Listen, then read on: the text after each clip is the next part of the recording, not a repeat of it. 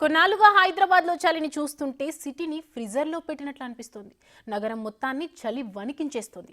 రోజు రోజుకు పడిపోతున్న ఉష్ణోగ్రతలతో చలి పెరుగుతోంది. ఈ వాతావరణ పరిస్థితుల్ని మనమే తట్టుకోలేకపోతున్నాం. అలాంటిది జూ పార్కులో ఉన్న జంతువులు తట్టుకుంటాయా? మరి వాటి కోసం జూ అధికారులు ఎలాంటి ఏర్పాట్లు చేశారు? యానిమల్స్ని ఎనీ టైం చలి నుంచి కాపాడేందుకు ఎలాంటి చర్యలు చేపట్టారు?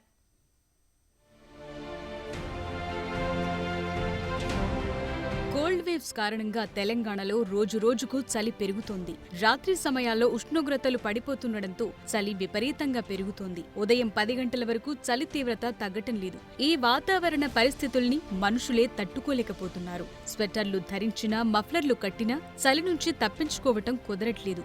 మనుషులకే ఇలా ఉంటే జంతువుల పరిస్థితే ఎలా ఉంటుందో ఊహించుకోవచ్చు. ఈ చలి నుంచి వాటిని కాపాడేందుకు హైదరాబాద్ జూ పార్క్ అధికారులు చర్యలు చేపట్టారు. జూలోని జంతువులు చలిని తట్టుకునేలా ఏర్పాట్లు చేశారు. జూలో చెట్ల మధ్య జంతువుల ఎన్క్లోజర్స్ ఉంటాయి. ఈ చలిగాలులతో మూగజీవాలు అవస్థలు పడుతుంటాయి, వెచ్చదనాన్ని కోరుకుంటాయి. వాటి పరిస్థితిని అర్థం చేసుకున్న అధికారులు ముందు నుంచే చర్యలు చేపట్టారు. చలికాలం నుంచి వాటిని రక్షించేందుకు తగిన చర్యలు చేపట్టారు.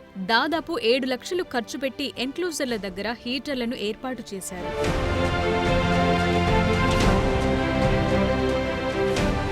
తెలంగాణ రాష్ట్ర వ్యాప్తంగా చలి పంజా విసురుతోంది. చాలా జిల్లాలలో మనకు కనిష్ట ఉష్ణోగ్రతలు అనేవి చాలా వరకు పడిపోయాయి.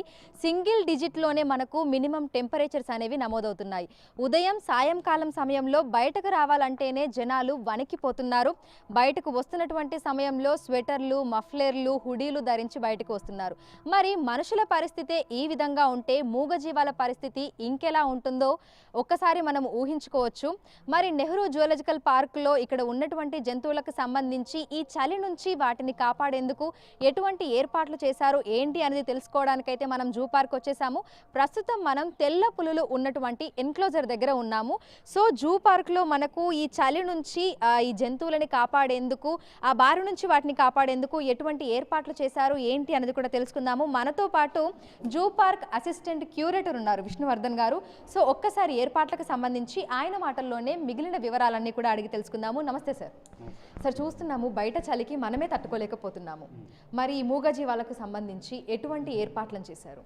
ఇక్కడ మూగజీవాల కోసం స్పెషల్ కేర్ తీసుకుంటామమ్మా. వింటర్ అరేంజ్మెంట్స్ అన్ని ప్లాన్ తోటి చేస్తుంటాము. చూడండి, అక్కడ ప్లాంక్ ఉంది. ఇది కావాలనుకున్నప్పుడల్లా ఈ వైట్ టైగర్ ఆ ప్లాంక్ మీద పోయి పడుకుంటుంది. దానికి చలి అనిపించినప్పుడల్లా వైట్ ప్లాంక్ మీద, వుడెన్ ప్లాంక్ మీద పడుకుంటుంది. లేదు కొంచెం పర్వాలేదు అనుకున్నప్పుడు ఇక్కడికి వస్తుంది. ఆ తర్వాత ఇక్కడ హీటర్ పెట్టుకున్నాం. హీటర్స్ కూడా ప్రతి కార్నివోర్ దగ్గర మేము అరేంజ్ చేస్తుంటాం. ఆ హీటర్ కూడా ఏ రకంగా అయితే దానికి అనుకూలంగా ఉంటుందో ఆ రకంగా చేసుకొని ఉంటుంది. దీంతోపాటు కోల్డ్ వేవ్ లోపల రాకుండా ఈ గన్ని క్లాత్ ఒకటి కడుతుంటాం.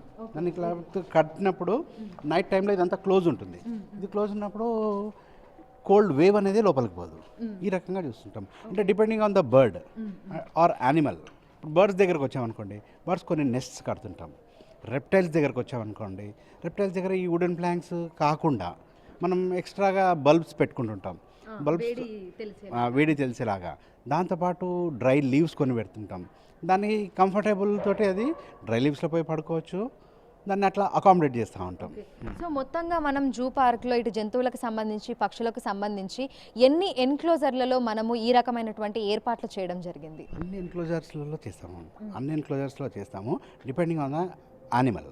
ఇప్పుడు టైగర్ ఉంది, కార్నివర్స్ ఉన్నాయి. కార్నివర్స్కి ఖచ్చితంగా ప్లాంక్ అనేది అవసరం అవుతుంది. వేరేజ్ మనకు బర్డ్స్ ఉన్నాయనుకోండి, అక్కడ ప్లాంక్స్ లాంటివి పెట్టాం. అక్కడ నెస్ట్ అవసరం అవుతుంది, నెస్ట్ పెడుతుంటాం. కానీ ప్రతి దానికి కూడా గన్ని క్లాత్ అనేది మేము కంప్లీట్గా క్లోజ్ చేసి పెడతాం. కోల్డ్ వేవ్ అయితే కంప్లీట్గా లోపలికి రాదు. మళ్ళీ రెప్టైల్స్లో చూసుకుంటే అక్కడ కొన్ని బల్బ్స్ పెడితే సరిపోతుంది. హీటర్ అవసరం ఉండదు వాటికి. దాని రకంగా రిక్వైర్మెంట్ బట్టి చేస్తుంటాం.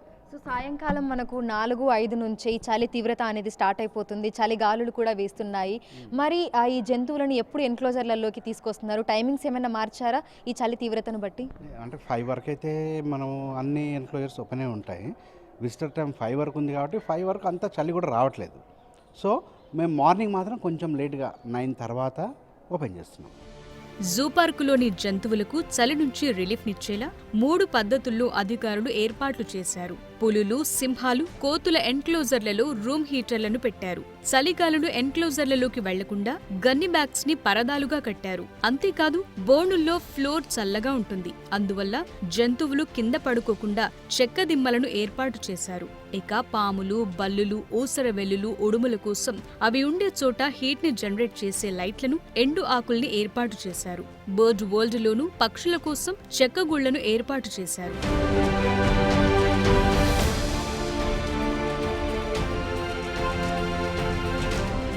సో చూస్తున్నారు కదా, జూ పార్క్లో ఈ చలి తీవ్రత నుంచి జంతువులను కాపాడేందుకు జూ అధికారులు చేసినటువంటి ఏర్పాట్లని.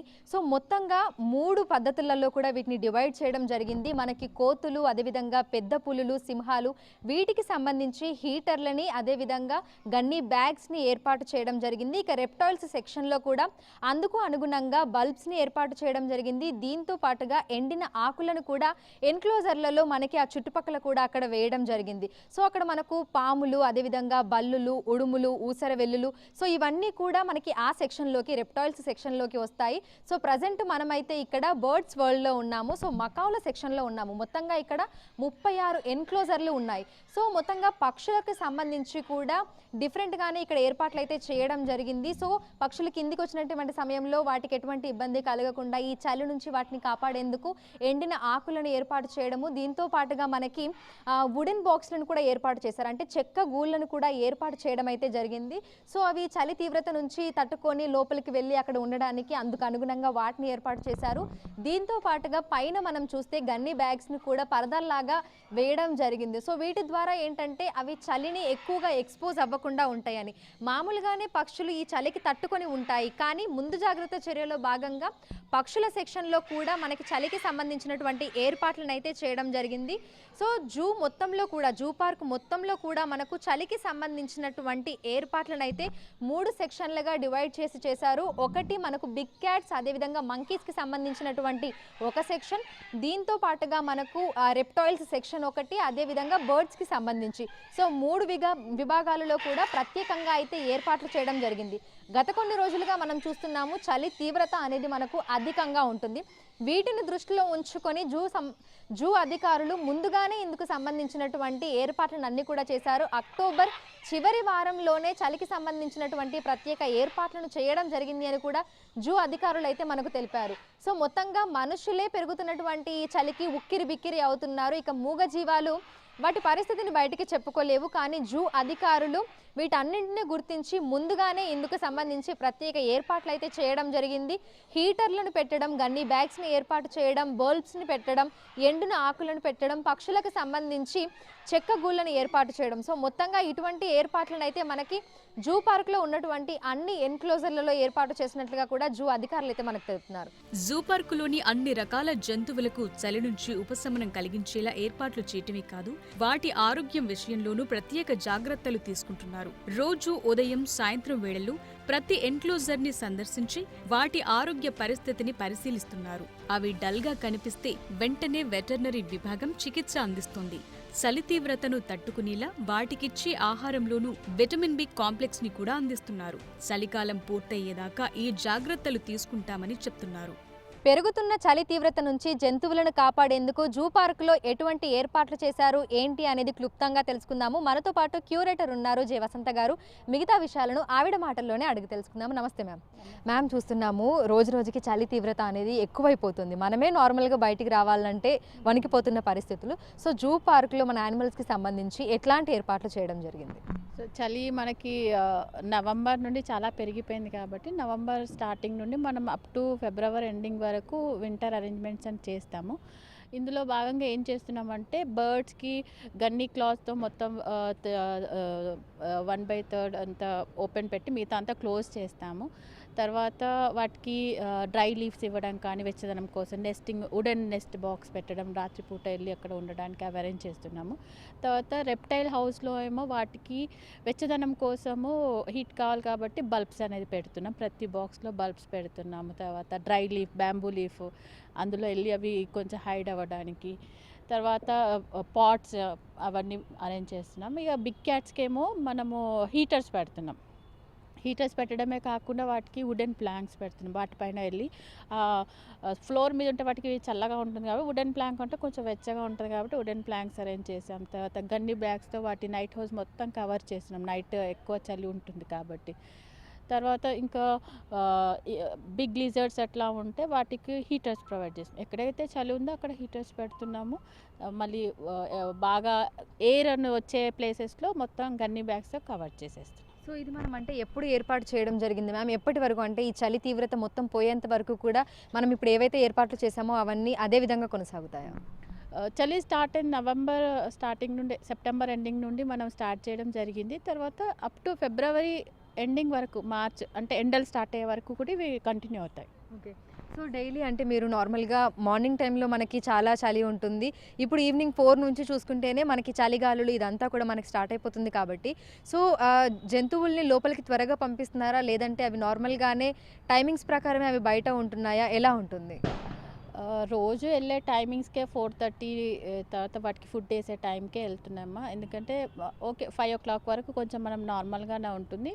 6 తర్వాత మనకి ఈ ప్రెజెంట్ వెదర్ కండిషన్ 6 తర్వాత మనకి బాగా చలి పెరుగుతుంది కాబట్టి ఆ టైంకి నైట్ హౌస్కి పంపించేస్తాం. సో నార్మల్గా ఈ టైంలో మనకు సీజనల్ ఫ్లూస్ అనేవి వస్తూ ఉంటాయి. సో అట్లా జంతువులకు సంబంధించి కూడా అనారోగ్య సమస్యలు లాంటివి ఏమైనా వస్తుంటాయా మ్యామ్? అందుకు సంబంధించి మనం ఎటువంటి జాగ్రత్తలు తీసుకుంటున్నాం? ఈ వింటర్ చాలా చలి ఉంది కాబట్టి సీజనల్ ఫ్లూ రాకుండా మనం ఏం చేస్తున్నాం, మెయిన్ వాటి నైట్ హౌస్లో వాష్ చేసిన వెంటనే మనము వాటిని వైప్ చేసి డ్రై చేసేస్తున్నాం. ఎందుకంటే ఎక్కడ వాటర్ నిలవకుండా స్టాగ్నేట్ అవ్వకుండా ఒకటి చూసుకుంటున్నాము. తర్వాత ఒకవేళ వాటి ఎంక్లోజర్స్ కడిగిన తర్వాత వెంటనే హీటర్స్ పెట్టడం, ఫ్యాన్ పెట్టడం, అంటే ఎనిమల్ని విజిటర్ జోన్లో పంపిస్తాం కాబట్టి అక్కడ వెంటనే ఫ్యాన్స్ పెట్టడం, హీటర్స్ పెట్టి వాటిని మొత్తం డ్రై చేసేసి అప్పుడు మళ్ళీ ఎనిమల్ని లోపల పంపిస్తున్నాం. తర్వాత వాటిలో బాడీలో వాటి బయాలజీ ప్రకారం వాటికి హీట్ క్రియేట్ చేయడానికనే వాటి ఫుడ్లో కూడా కొన్ని చేంజెస్ చేస్తారు. మల్టీవిటమిన్స్ వేయడం కానీ, ఇంకా ఏవైనా మెడిసిన్స్ కానీ రెగ్యులర్గా మన అసిస్టెంట్ డైరెక్టర్ గారు, వెటర్నరీ డీడీ గారు రెగ్యులర్ మార్నింగ్ వెళ్ళేసి రౌండ్స్ వేసేసి ఏ ఎనిమల్ అయితే హెల్తీగా ఉందా లేదా అనేది చూసుకొని యాంటీబయాటిక్స్ ఇవ్వడం కానీ అట్లాంటివి చేస్తున్నాం. సో మొత్తంగా పెరుగుతున్నటువంటి చలి తీవ్రతను దృష్టిలో ఉంచుకొని మూగజీవాలకు ఎటువంటి ఇబ్బందులు తలెత్తకుండా వాటి ఫుడ్ విషయంలో కానీ, వాటి బిహేవియర్ విషయంలో కానీ, హెల్త్కి సంబంధించి కూడా అన్ని రకాల ఏర్పాట్లను, అన్ని రకాల ప్రత్యేక జాగ్రత్తలను కూడా తీసుకుంటున్నామని మనకు క్యూరేటర్ తెలపడం జరిగింది. వీడియో జర్నలిస్ట్ గౌరవ్తో అంజుమ, బిగ్ టీవీ, హైదరాబాద్.